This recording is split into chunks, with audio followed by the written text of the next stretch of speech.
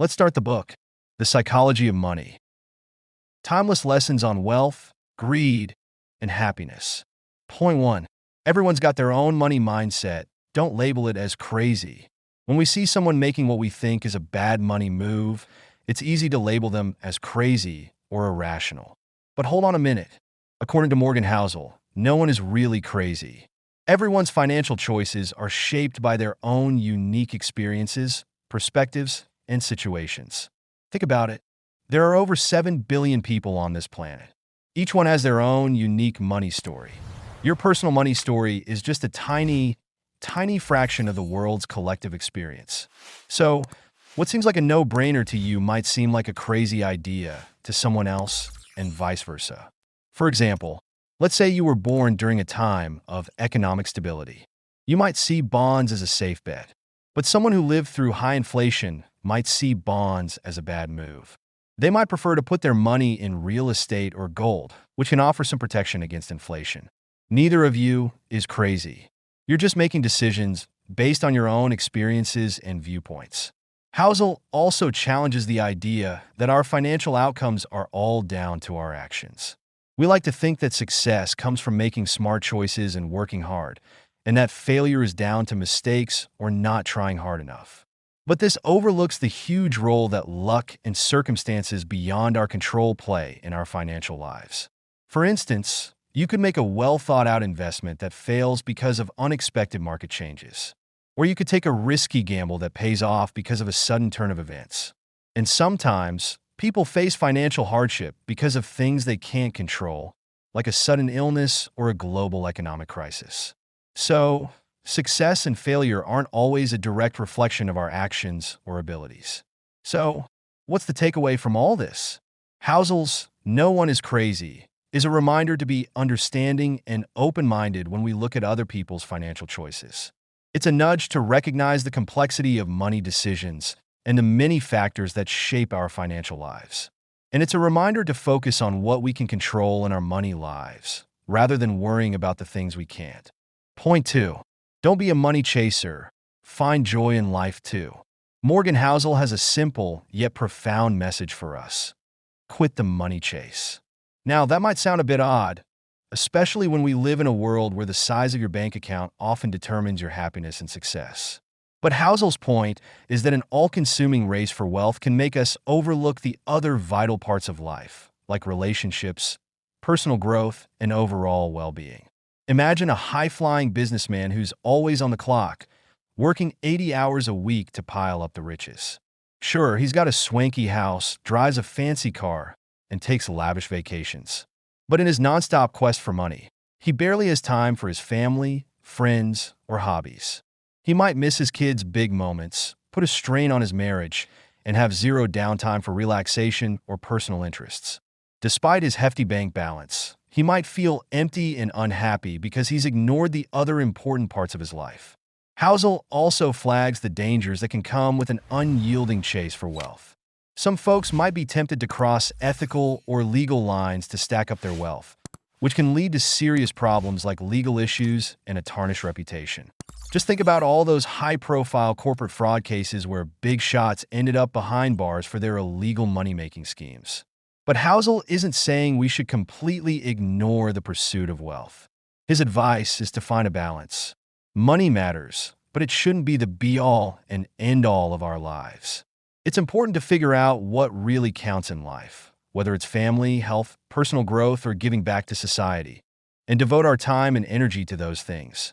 This could mean working fewer hours to have more family time, or saying no to a high-paying job that involves shady practices. In a nutshell, Housel's message is to put happiness and fulfillment before the relentless pursuit of wealth. He nudges us to define our own version of success, which might not always be tied to financial wealth. By doing this, we can lead a more balanced and fulfilling life. So, when Housel says quit the money chase, he's not telling us to ditch our financial goals. He's just reminding us to look at the bigger picture of what makes a life successful and happy. Point 3. Play the long game. Quick cash ain't always the best. Let's talk about the importance of playing the long game when it comes to money. It's all about patience, persistence, and thinking far ahead, This isn't just some abstract concept. It's a proven strategy that can make or break your financial future. Take the story of Jesse Livermore, a big shot investor from the 1920s. This guy was so good at playing the stock market that he not only survived the 1929 crash, but he also made a killing from it. But his success got to his head. He thought he had the market on a leash, and that's where things went south. He kept investing, losing money left and right, until he had nothing left. The shame and despair were too much for him, and he ended his own life.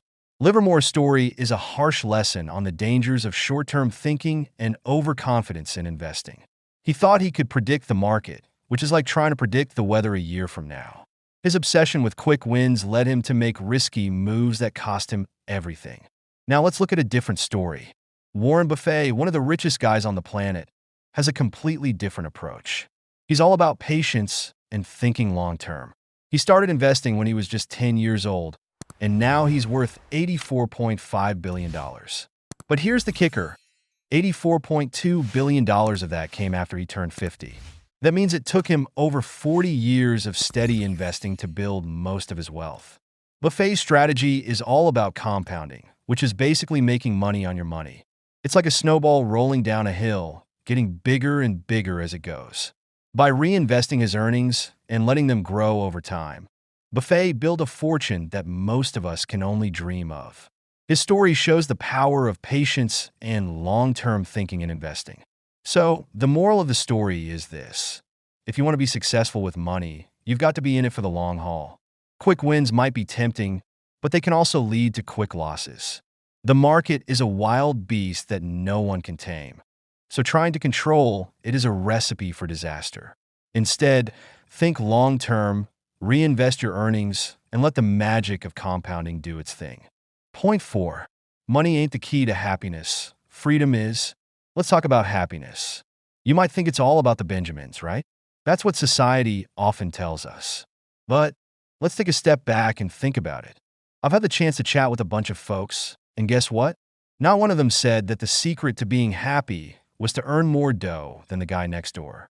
That's a big deal because it goes against the grain of what we're often led to believe, that being rich equals being happy. And it doesn't stop there. None of these folks said that chasing a high-paying job just for the sake of the cash and the bragging rights would make them happy. This throws another wrench in the idea that financial success is the golden ticket to a life of joy. But here's the kicker.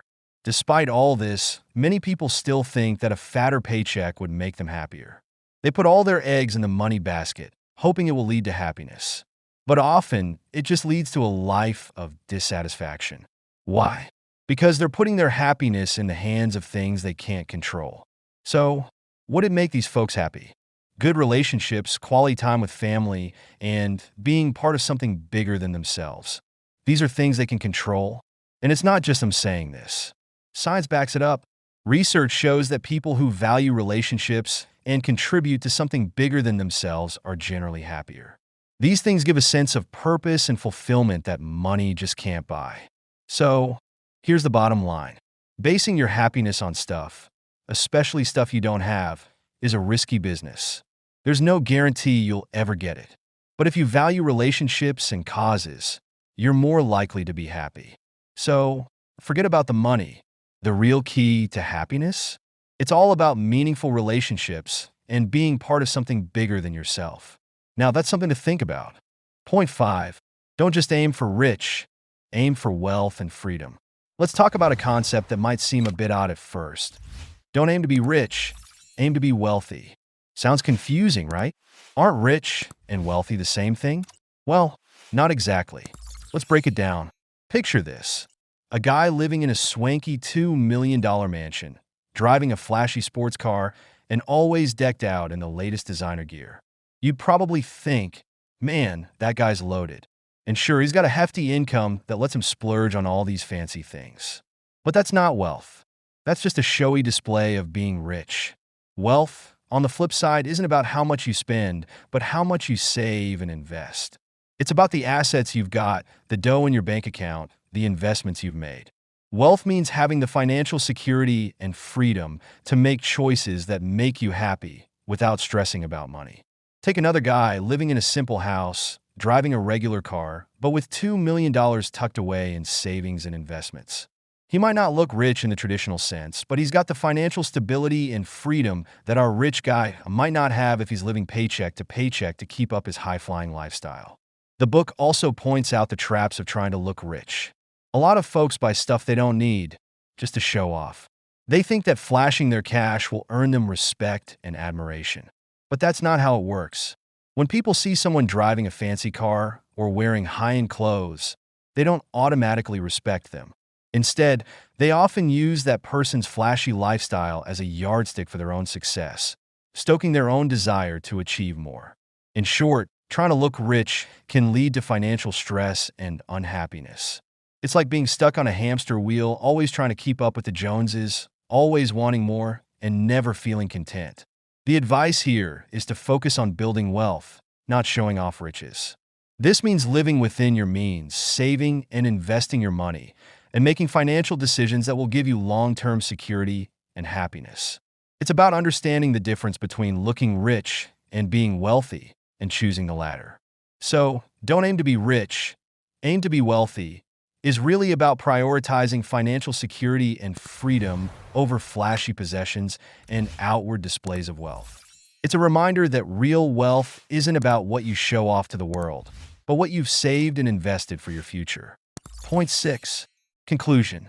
Understanding money goes beyond the numbers. It's more about individual behavior and perception. Everyone has unique experiences and personal biases that shape their view of money, wealth, and investment. Wealth is not just about making more money.